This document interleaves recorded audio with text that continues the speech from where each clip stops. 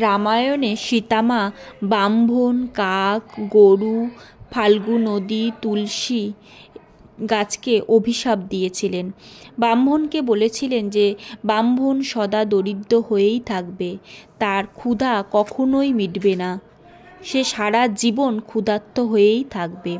কাককে অভিশাপ দিয়েছিলেন যে সবার এঁটো খেয়েই বেঁচে থাকতে হবে। গরুকে অভিশাপ দিয়েছিলেন যে গরুর কখনোই খিদে মিটবে না, তার মুখ অপবিত্র এবং তার পিছনের অংশ পবিত্র হয়ে থাকবে।